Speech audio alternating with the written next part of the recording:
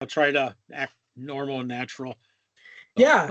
So, hey everyone, I'm here with Dale Opgenorth. He's the chairman for the BLC Scout Museum. Dale, welcome. thank you. Yeah. So you were telling me earlier before we started, tell me a little history about this BLC Scout Museum as we celebrate Scouting's 115th birthday. Well, I think it was February 8th technically, but we're kind of doing some promotions throughout the next 2 weeks. Yeah, so I had the museum started, yeah, over 25 years ago, actually. So I brought some displays out at Camp Roquelisle. Ranger Steve was there, and Cy Regan, which some of you know. And I brought just the Roquelisle patches I had. It was about 20 patches, and they're like, "Hey, you should bring these to the next district recognition dinner that we're having." So I built a little display case. I brought them. And I'm like, oh, this is kind of nice. And some people like, oh, you're missing a bunch, and I might have them for you. So they started giving me some. So I also had a lot of scouting stuff because there was also the 75th anniversary of Camp Roquelisle that I attended. And somebody had Paul Salerno stuff from Sheboygan. He was the council executive for the Kettle Moraine Council. And I have probably 90% of his scouting stuff. So I did, pay a little bit for it, but I wanted to preserve that history. So then I worked with the Sheboygan County Museum in Sheboygan and said, hey, I have this stuff, this history of the Kettle Moraine Council, which is where they fall in. And I put on a 6-month exhibit with the items that I had. So from there, it's like, oh, this is kind of neat. So I started actually presenting at a few events like Mom and Son, and just fill out, one table, just flat on the table. And that gave me an idea. It's like, hey, I want to start something officially. So Mike Serba, who was our 13th National Scout executive, he was our council executive, had him over for dinner to present at my house to present my idea on starting a council museum, and that was in 2004. And uh, he really liked the idea. He even had the idea that we'll have charter member on the very first patch, which we have. And he gave me permission, and we're on our 21st year right now with the museum. Oh my So gosh, that's super cool. yeah, I mean, I started from nothing to we have some pretty extensive stuff.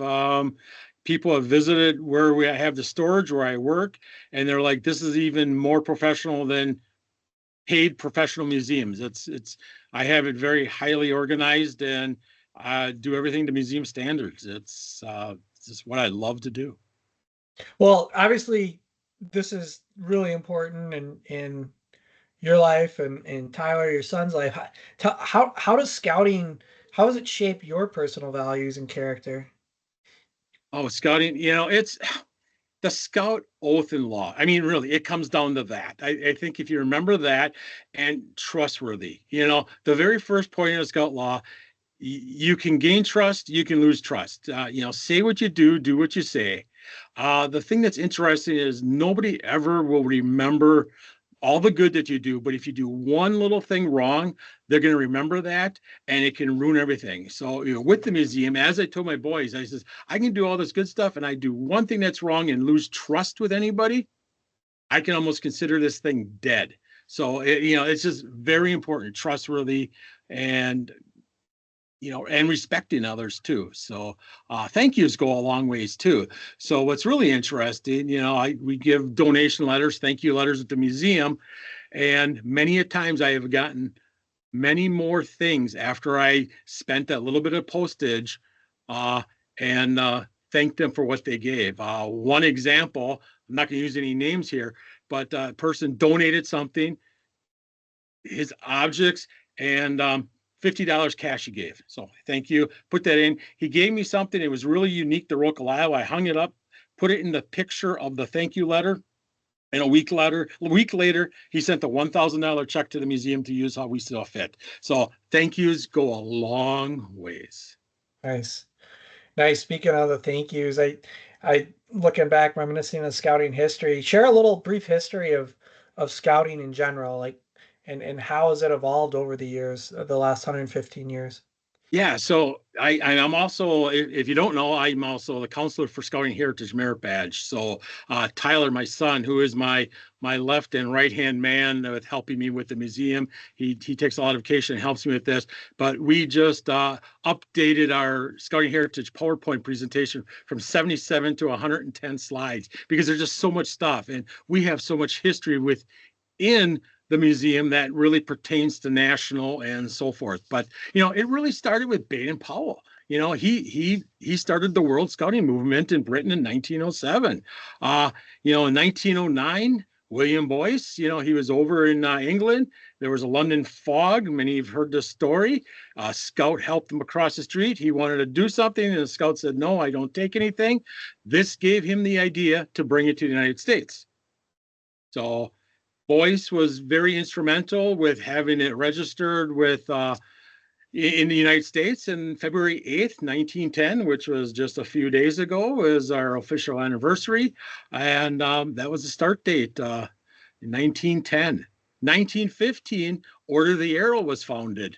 1935, the BSA introduced Senior Scout Division. Those are for boys that were 15 and older. So something for them. They were already thinking that back then that they needed something for the older boys to keep them active.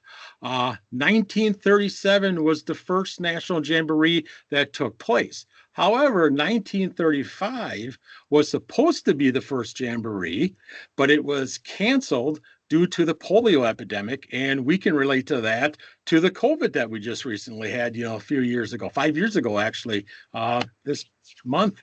So it's amazing. So, that jamboree recently was canceled because of epidemic. So yeah, it happened back then too.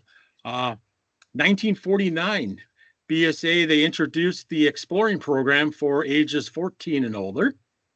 And for Cub Scout people, 1953, this was a very instrumental and a big, big time, is the very first Pinewood Derby takes place out in California. I mean, who doesn't do those? I mean, there's even other organizations that do Pinewood Derbies just because they are so much fun.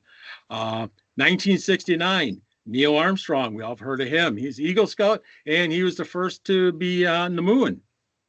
1969, also, young women were able to join in a select number of programs in the exploring program. So now, it's great that young girls can be in the scouting 100%, but they were part of it going back to 1969. 1971, 2 years later, that's when the girls were able to do full membership in the exploring program. I had a cousin that did the police explorers in Sheboygan, and she actually became a police officer.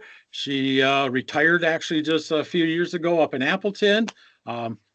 She actually was on the board for the Bay-Lakes Council also, Julie Barr, if you know her. So she had a lot of great opportunities with that. 1998, Boy Scouts introduces the venturing program. And then 2010, we reached 100 years. So that's, 15 years ago already. 2018, female youth were allowed to join Cub Scouts. So they kind of did it in stages, started with Cub Scouts. Then a year later, female were allowed to join Scouts BSA and also earn the rank of Eagle Scout. So, scouting has made changes to evolve in changes that have happened in society. So, just like recently, scouting changed to Scouting America. It makes all feel welcome. And I'm glad scouting is for all youth. And my hope is eventually that my granddaughter, who just turned 3 months old 2 days ago, that she will be an Eagle Scout in the future. Oh, that's amazing. Yeah, I kind of segue to that point you made earlier about Neil Armstrong, 1969. So I was serving the Black Swamp Area Council in Findlay, Ohio during that time. And a coworker and I were going through some files, going through some old files, and we pulled out the charter. I believe it was Troop 8 in Wapakoneta, Ohio. And on there, it was 1947, and there was Neil Armstrong listed on the charter. And his brother was also on there. But Neil Armstrong, I think 47 plus or minus a few years, when I did the math, he was 19 years old and he was going to Purdue University. So he Oh, was on the charter. I think registration was like 75 cents or something. It was just, it was so cool. We snapped a picture of it and then we sent it to, at the time, I think it was Brian on Scouting, and they did a article, and it just so happened to be in line with the 50 years of the moon. And it's just, I mean, yeah, you said it, Dale, that there's so much history here, and it's just I'm so happy to have you here tonight to learn about it. thanks.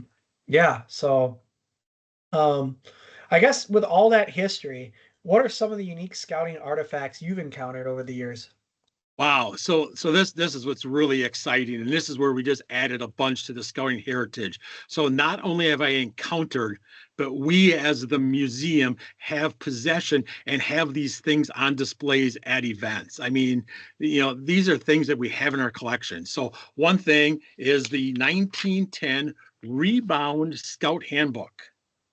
So September 23rd, 1910, at the Walsdorf Astoria, Baden-Powell and others were there, and about a little less than 200 people were invited to this event.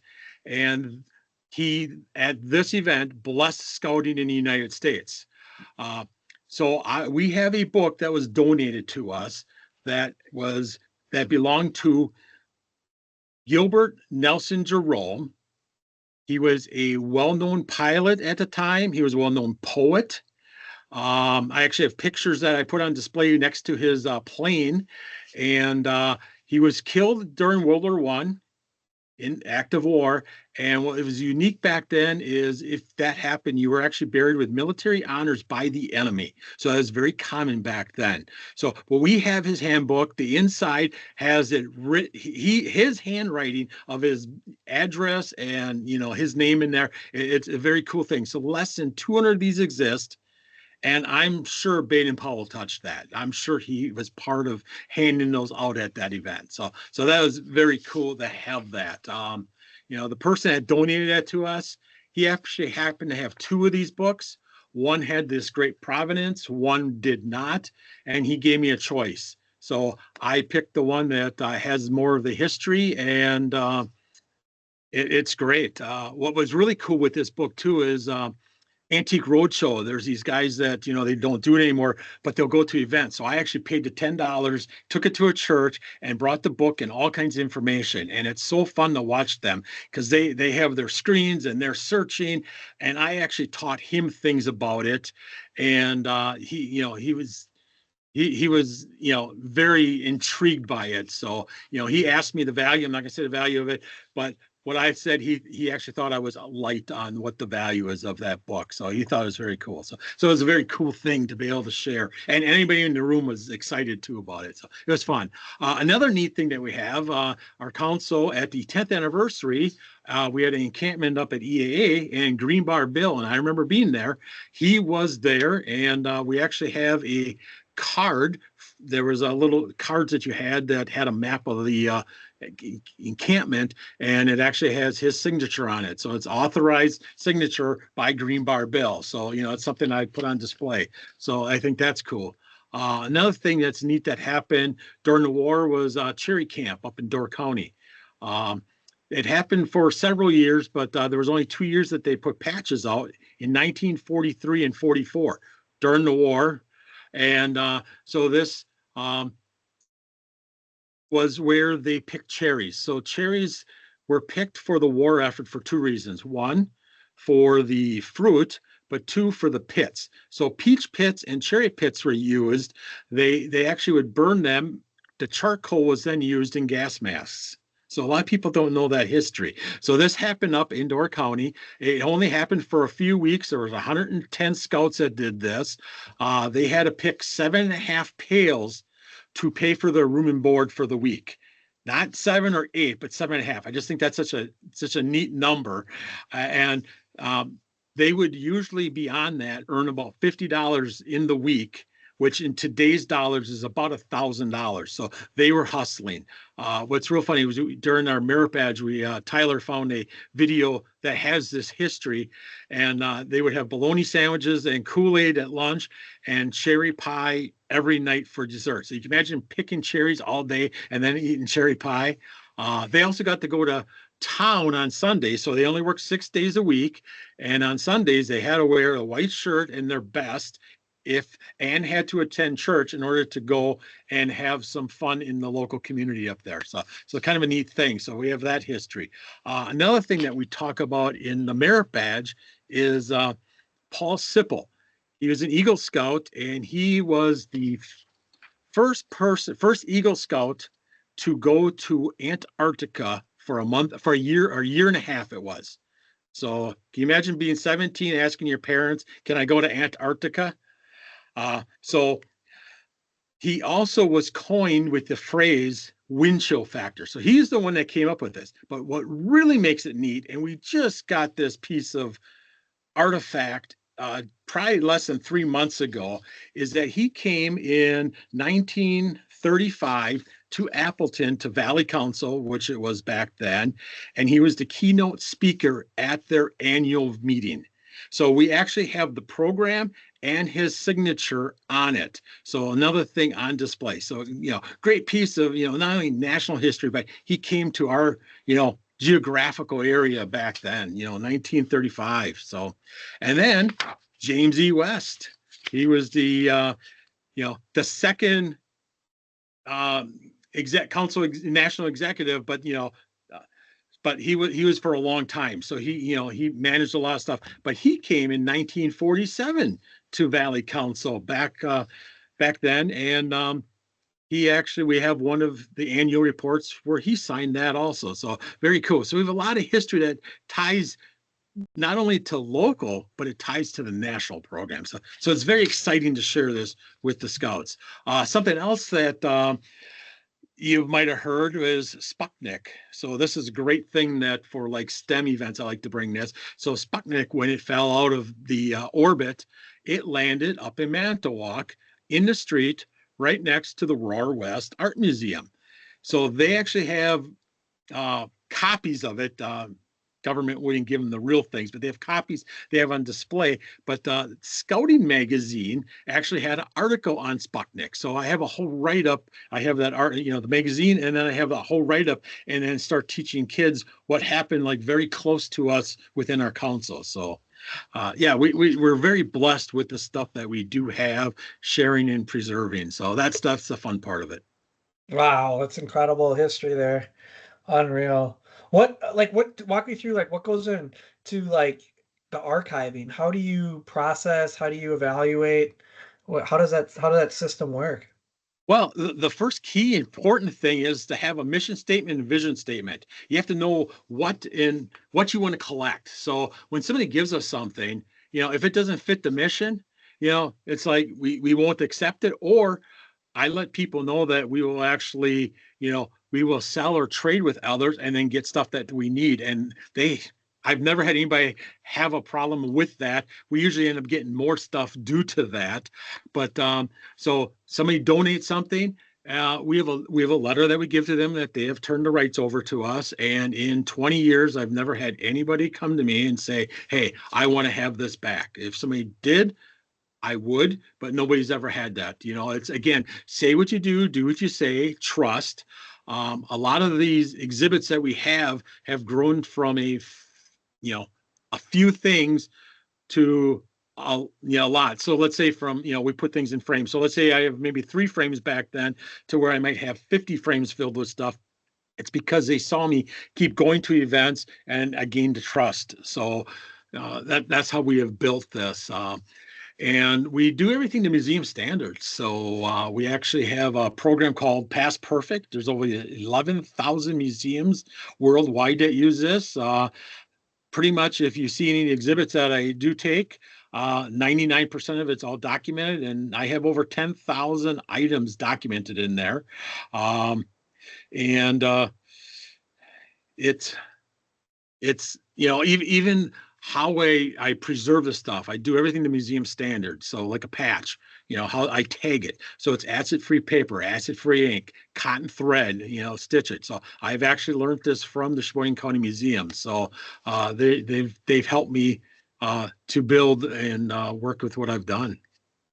Wow. Wow. You mentioned community and what it's doing for society and scouting. Walk me through some local community service opportunities that scouting has impacted that you've seen within the museum. Well, just not even with the museum, but my history of scouting. I mean, I've been in scouting for over 50 years, and Eagle Scout projects. They have such a great impact in the local community. It doesn't matter what the size of those projects are, big or small, but so you're helping the community, but you're also giving leadership skills to that scout that they can then take those and build on and keep using those over and over in the future. Keep building on those food drives, which is very important. I just saw a fact recently, and I think I have it here. When did they start that? Oh, 1988 to 90 is when the first scouting for food programs actually took place in the country. Uh, those are very important. It's an unfortunate thing that needs to be done, but it works great. Many hands make a little work, so that's the great thing about it. When I was a cub master and a scout master, the more we could get and getting parents involved, it goes very quickly. Scouts, anybody reaches out, helping churches, service organizations, special events needing help for, So I also happen to be a Mason too, a Shriner and a Mason. And, like our local, we have a pancake breakfast, and we've asked scout units to come and help us and serve those. And they do that, no problem at all. So they're getting recognized and they can see something else. So another big thing is flag retirements. Yeah, veterans do that, but also the scouts do it. And a lot of scout units also work with veteran organizations. So just another great thing that, scouting has contributed to the community. Wow. Yeah, you mentioned Eagle Scout projects, Dale. So one interesting statistic as the Bay-Lakes Council, we serve 51 years now in the council, and we were able to pull some data. And it's just fascinating. The council has 16,358 Eagle Scouts. So the average Eagle Scout project takes about 120 hours. So then we rack up the hours spent on just Eagle projects alone. So that number came to 1.9 million service hours, 1.9 million, 666,000 service hours.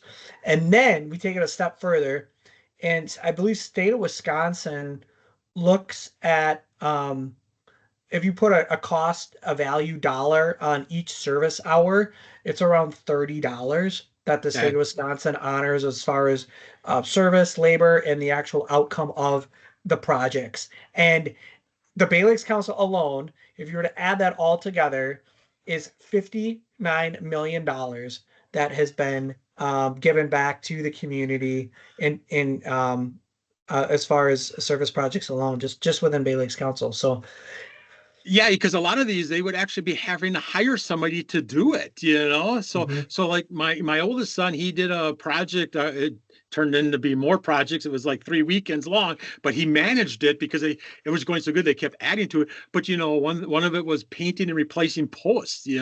So they would have to hire somebody and pay for them to do that. So yeah. So my own Eagle Scout project. So I got my Eagle Scout August 17th, 1978, and I did it for the rehabilitation center in Sheboygan.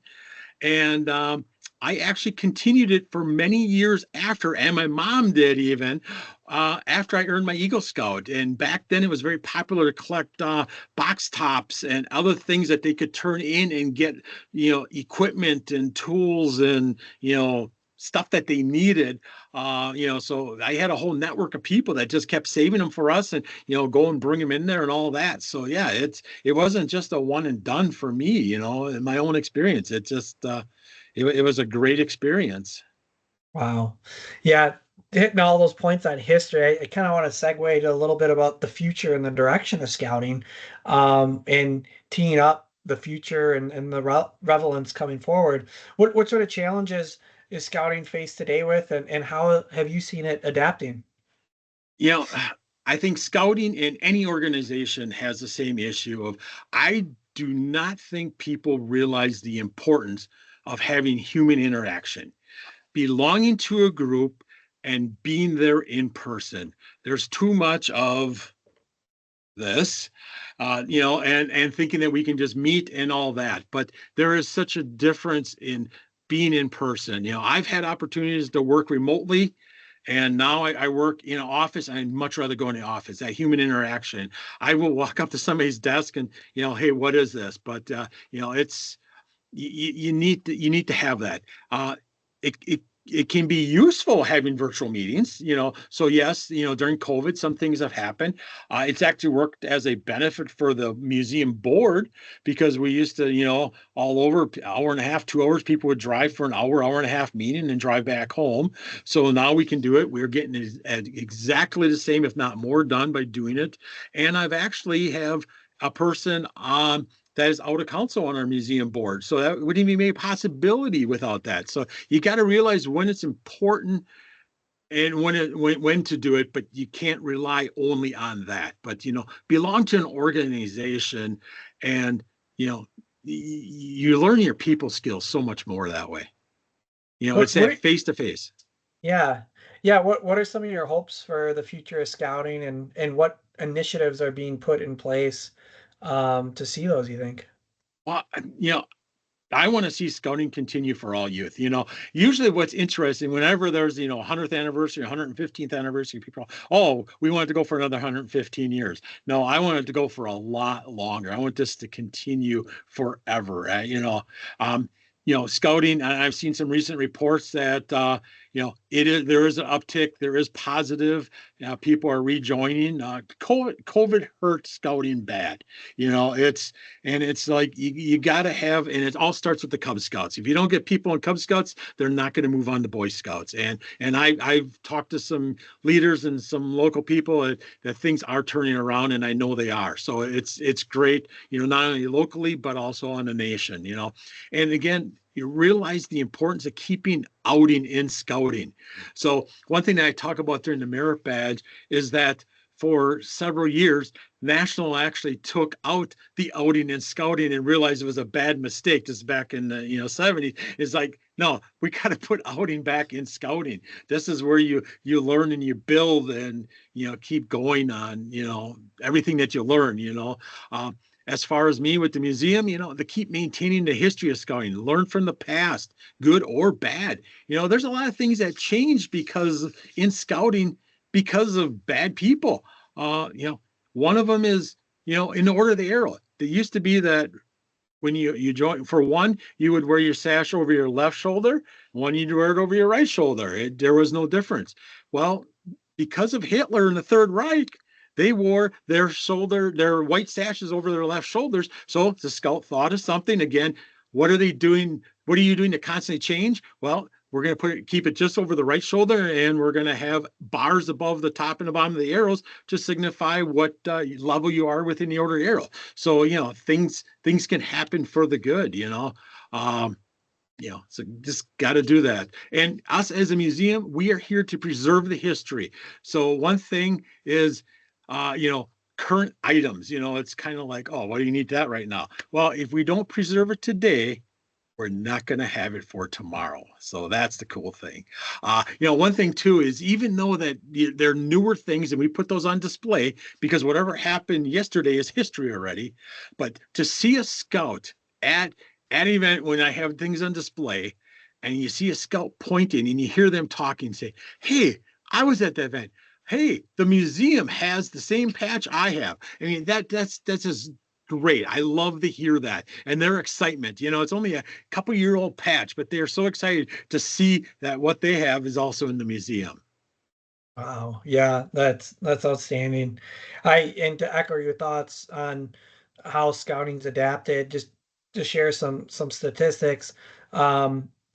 Currently, Scouting America serves the entire family, and I think I had a conversation earlier today with a member of the community, and we were talking about scouting and the brand and Scouting America, and oftentimes someone actually brought in a Boys Life 1980 magazine that's in the office ready for you to pick up to look at. I mean, it's crisp mint. And I was going Cool. through there and I saw like a big blue and gold event. I saw all the girls there like doing the fun activities right in the pictures in the 1980s. And it's like, here you go. You got the whole family already.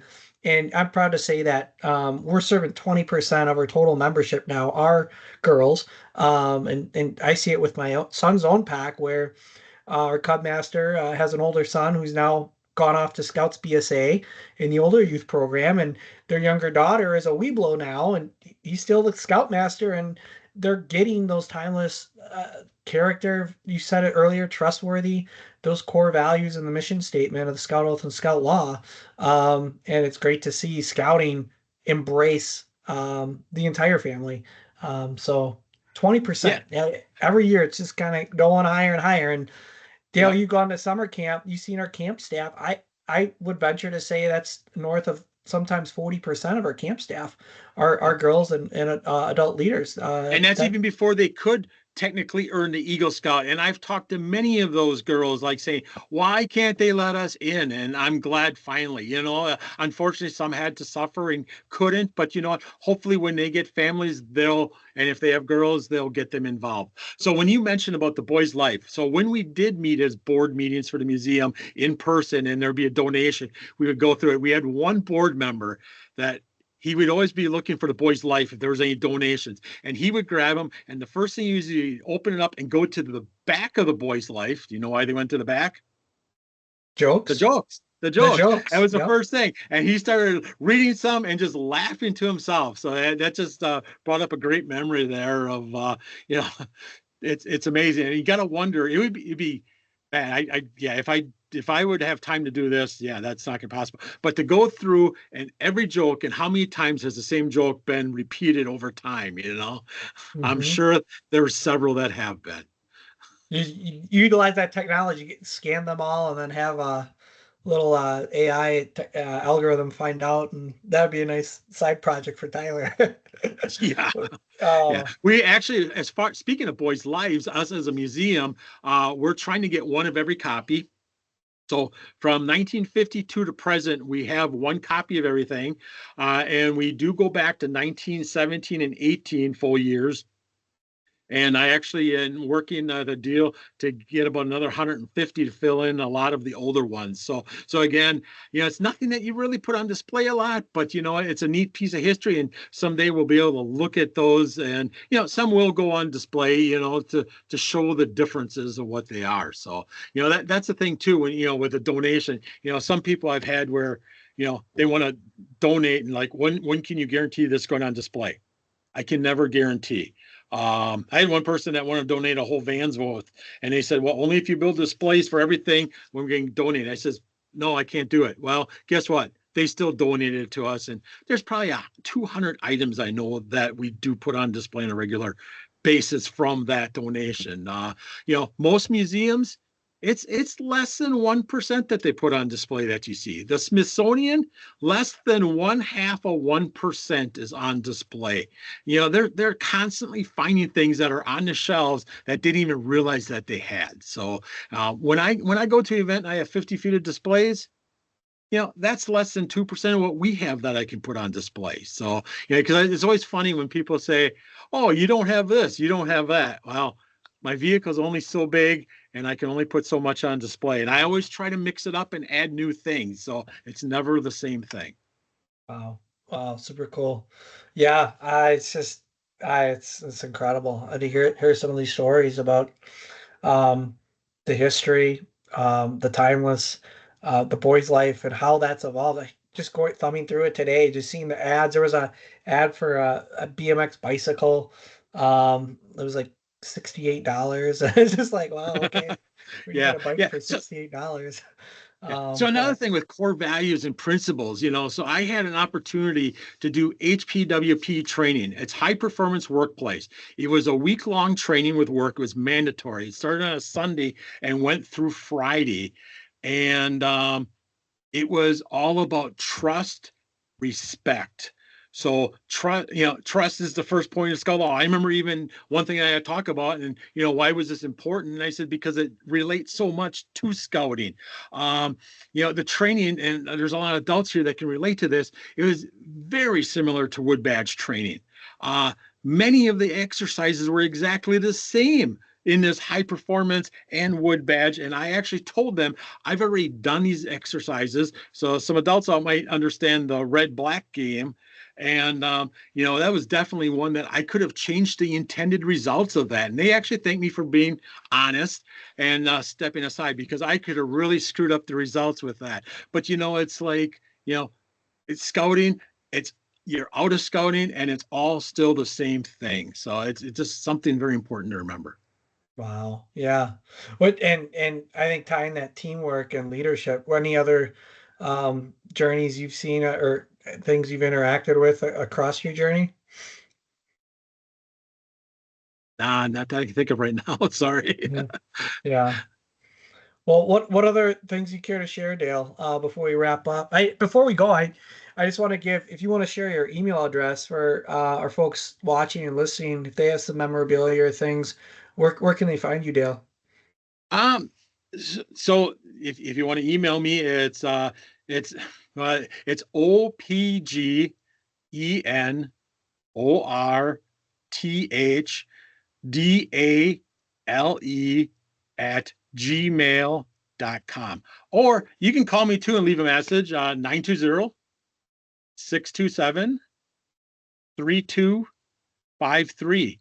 Leave a message. It's what's really interesting too. I have to work full time, fortunately or unfortunately, but I am doing something with this museum and scouting 7 days a week. It's amazing. Last night, almost about 9 o'clock, somebody's emailing me something that I responded back to, and it's a passion. It's something I do, and what's really important is that my wife totally backs me up on this and lets me have the fun. Rocalisle, we that's where have the working and the storing and that, but that's my man cave. That's where I go and relax and do all the work that goes into putting on displays.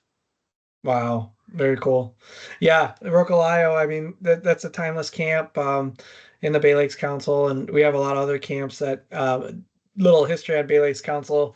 461,000 youth have been served within the Bay-Lakes Council. We had over 162,000 youth attend a summer camp program. So it's scouting's happening. It's happening in your community.